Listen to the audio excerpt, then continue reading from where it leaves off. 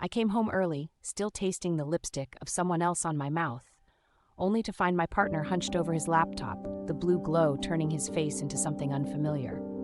He'd been cagey for weeks, claiming he was writing a novel about us, about the mess and beauty of our love. I'd caught little phrases here and there, intense connection, unforgivable secrets, and assumed he'd romanticized our chaos into fiction. That night, curiosity clawed at me until I finally asked to see the draft. He barely hesitated, just handed it over like it was nothing. I skimmed the first page, expecting metaphors and made-up names, but every scene was stark and real, down to the argument we had in the rain and the night I came home drunk and started a fight over nothing.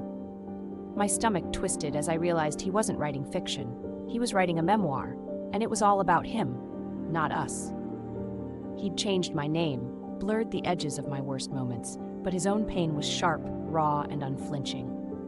He wrote about me like I was a storm that had wrecked his life, and he was the survivor, crawling through the debris.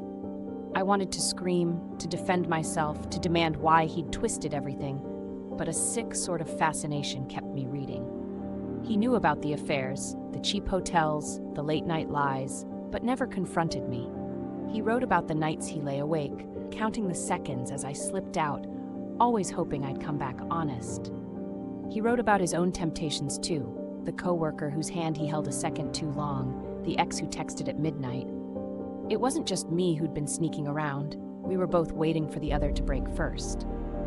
By the end, I realized the twist was never about cheating or secrets. It was about who we were when no one was watching, and the versions of ourselves we refused to face. The story wasn't about betrayal. It was about how we both tried to write each other as villains so we wouldn't have to admit how broken we really were.